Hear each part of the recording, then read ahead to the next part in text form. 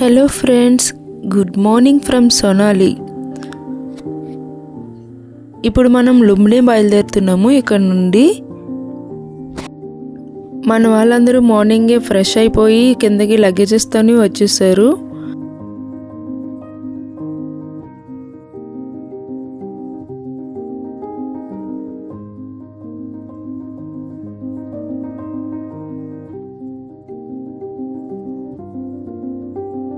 ఇప్పుడు మనం నితేష్ శివాని మాతాజీ గారి క్లాస్కి అయితే అటెండ్ అవుతున్నాము.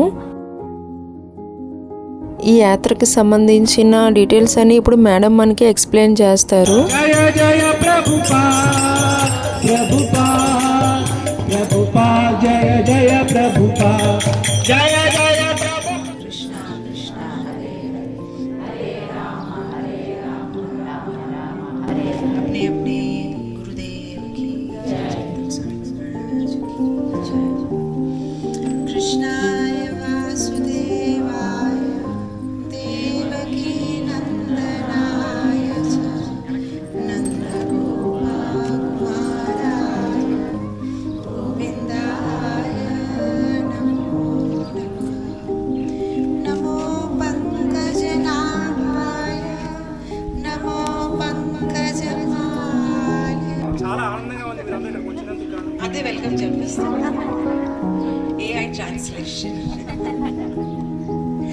So, any yatra, if it starts in this way, Ratri 1, 2, 3, and all, it's going to go well. Something that starts with a little difficulty is going to end well.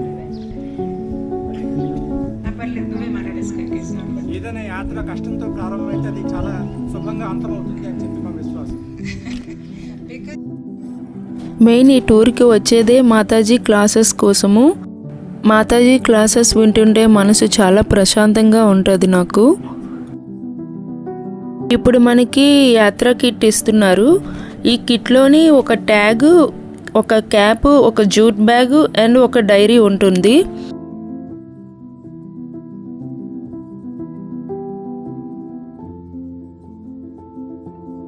ఆ tag మీద మన details అన్నీ రాసి మన హ్యాండ్కి టై చేసుకోవాలి ఆ ట్యాగ్ని. ఎందుకంటే ఎవరైనా ఎక్కడైనా సడన్గా తప్పకపోతే ఆ ట్యాగ్ చూసి అవతల వాళ్ళు అడ్రస్ చెప్పేలాగా మన ఎక్స్పీరియన్స్ అన్నిటిని రాసుకోవడానికి ఒక డైరీ కూడా మనకి ఇచ్చారు. ఇప్పుడు మనం సిమ్స్ ఇక్కడే తీసుకోవాలండి. ఇంకా మనీ ఎక్స్చేంజ్ కూడా ఇక్కడే చేసుకోవాలి. నేనైతే ఒక 5000 అమౌంట్ ఎక్స్చేంజ్ చేశాను, కానీ అంత అవసరం లేదు. ఇక్కడ మన మనీయే ఎక్కువ తీసుకుంటున్నారు.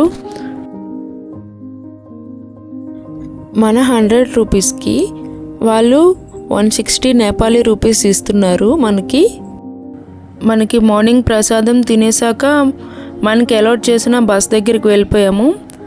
ఇదే మన బస్సు, రూపా గోస్వామి గ్రూప్. వీళ్ళందరూ మన గ్రూప్ అండి. ఈ టూర్ అయ్యే వరకు ఇదే మన బస్సు. టోటల్ 35 మెంబర్స్ ఈ బస్సులోని ఉంటారు మనతో పాటు.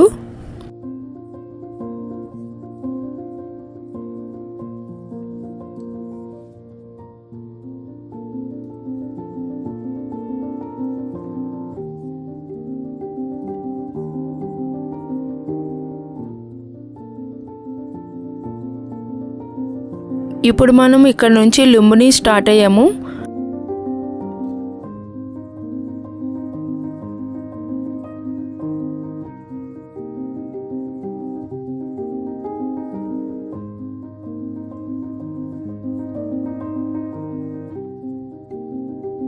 వీళ్ళందరూ మా ఊరి వాళ్ళు అండ్ మా రిలేటివ్స్ కూడా ఉన్నారు.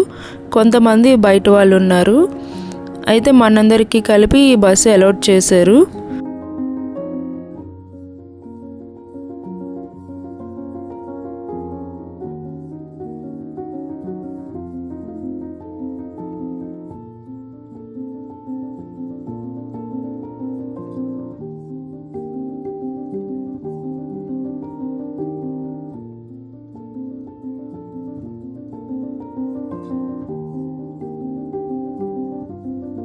అంకుల్ అయితే మనతోని చాలా సరదాగా ఉన్నారు.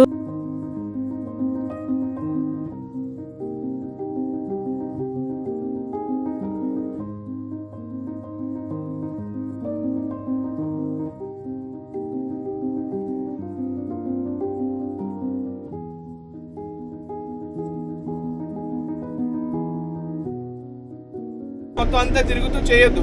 లుంబిని బుద్ధుని జన్మస్థానం ఏదైతే మెయిన్ టెంపుల్ ఉందో ఒక్క టెంపుల్ దర్శనం చేసుకొని మళ్ళీ బ్యాక్ టు వచ్చి బస్ బోర్డింగ్ అయిపోతే పట్టపట్టుకుని దారిలో లంచ్ చేసుకొని పోకరేకి తొందరగా వెళ్తే అట్లీస్ట్ 7కి రీచ్ అయ్యామనుకోండి. నిన్న నైట్ నిద్రలే కాబట్టి ఈరోజు 4-5 అవర్స్ పడుకుంటే రేపు ముక్తినాథ్ వాక్ చేయగలుగుతారు. లేదంటే ఎవరు కూడా వాక్ చేసి వెళ్ళలేరు. అది అందరూ కూడా మీరు సహకరించాలి. అందరికి వాట్సాప్ గ్రూప్ ఉందా? రూపకోసమే వచ్చిందా? బస్ 3 అని వచ్చింది, దాన్ని 1 అని మార్చేస్తాను. రూపకోసమే అందరికి వాట్సాప్ ఉంది కదా? సిమ్ తీసుకున్నారా? ఫ్యామిలీ ఒకళ్ళని సిమ్ తీసుకున్నారా కమ్యూనికేషన్ కోసం? ఆ గ్రూప్ ఫాలో అవ్వండి, చెప్పిన ఇన్స్ట్రక్షన్స్.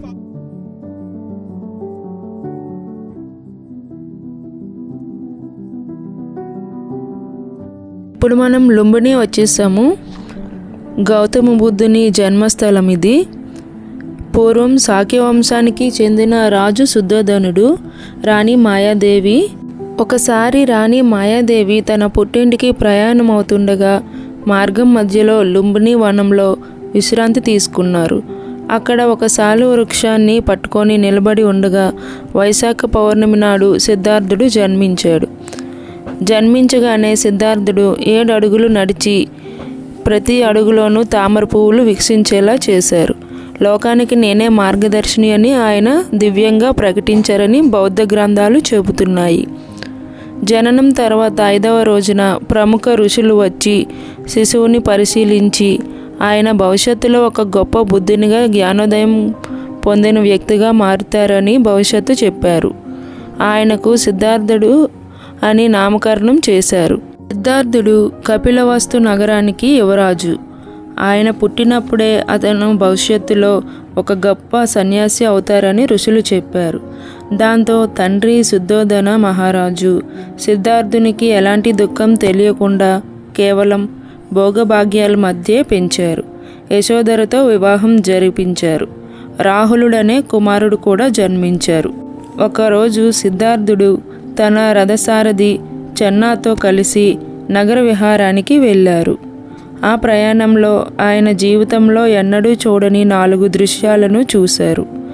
అవే ఆయన జీవితాన్ని పూర్తిగా మార్చేశాయి. 1. ముడతలు పడిన చర్మంతో వంగిపోయి నడుస్తున్న ఒక ముసలివాడిని చూశారు. వృద్ధాప్యం అందరికీ తప్పదని తెలుసుకున్నారు. తర్వాత రోగి, వ్యాధితో బాధపడుతూ మూలుగుతున్న ఒక రోగిని చూశారు. శరీరం ఎప్పుడైనా జబ్బుల బారిన పడవచ్చని గ్రహించారు. తర్వాత బంధువులు ఏడుస్తుండగా తరలిస్తున్న ఒక శవాన్ని చూశారు. మరణం అనేది జీవితం యొక్క అంతిమ సత్యమని తెలుసుకున్నారు. తర్వాత ప్రశాంతంగా నవ్వుతూ నడుస్తూ ఉన్న ఒక సాధువుని చూశారు. లౌకిక బంధాలకు అతీతంగా ఉండే ఆ ప్రశాంతత సిద్ధార్థుడిని ఆకర్షించింది. ఈ దృశ్యాలు సిద్ధార్థుడి మనసులో తీవ్రమైన వైరాగ్యాన్ని, మానవ దుఃఖానికి కారణం మరియు పరిష్కారం కనుగొనాలనే తపనను రేకెత్తించాయి. ఒక అర్ధరాత్రి అందరూ నిద్రిస్తున్న సమయంలో తన 29వ ఏట సిద్ధార్థుడు తన భార్య కుమారుడిని రాజప్రసాదాన్ని వదిలి రహస్యంగా అడవులకు బయలుదేరారు. తన రాజవస్త్రాలను ఆభరణాలను తీసివేసి సన్యాసిగా మారారు. ఇదే బుద్ధుడు జన్మించిన స్థలము.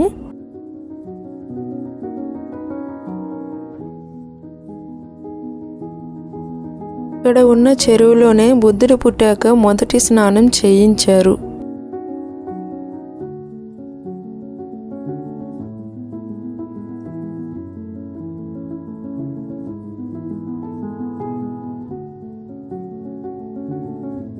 లుంబిని ప్రాంతంలో ప్రస్తుతం 32 అంతర్జాతీయ బౌద్ధ మతాలు కూడా ఉన్నాయి.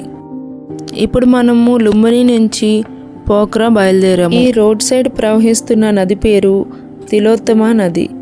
దీనిని ఇక్కడ టినౌ నది అని కూడా పిలుస్తారు. ఈ నది నేపాల్ మరియు భారతదేశంలోని ప్రాంతాలను కలుపుతూ ప్రవహిస్తుంది. ఇది బుట్వాల్ గుండా ప్రవహిస్తుంది.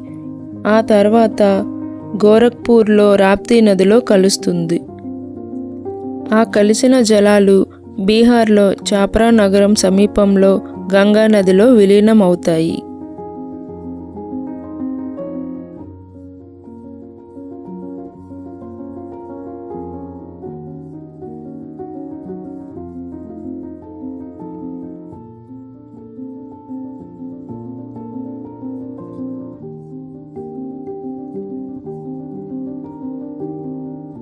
ఈ రోడ్లో జర్నీ చేస్తున్నంతసేపు ఆ నదిని చూస్తూ ఫుల్ టైంపాస్ అయిపోయింది. మనకి ఈ జర్నీలో కొంచెం కూడా అసలు బోర్ కొట్టలేదు. దీంతో వ్యూస్ అన్నీ అంత బాగున్నాయి, మీరు కూడా చూడవచ్చు. మేమైతే ఆఫ్టర్నూన్ స్టార్ట్ అయ్యాము లుంబిని నుండి.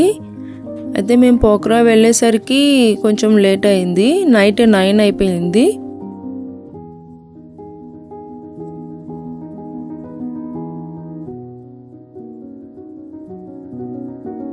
ఇక్కడ వ్యూస్ అన్నీ చాలా బాగున్నాయి.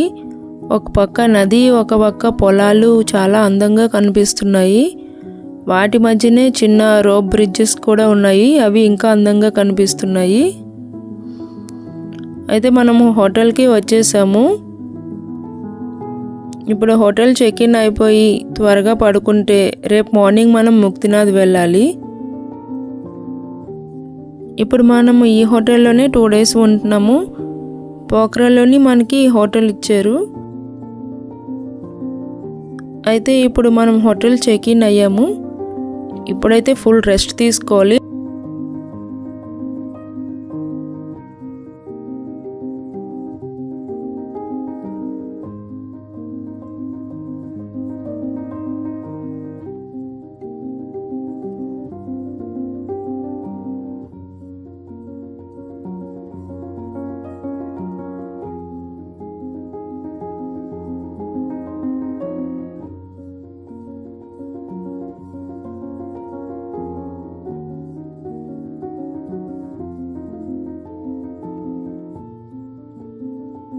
ఇప్పుడైతే మనం పడుకుందాము, ఎందుకంటే మనం మార్నింగ్ బేగా లేచి రెడీ అవ్వాలి.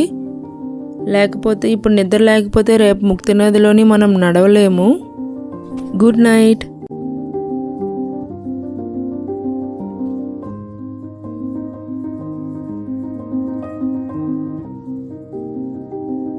Please subscribe my channel.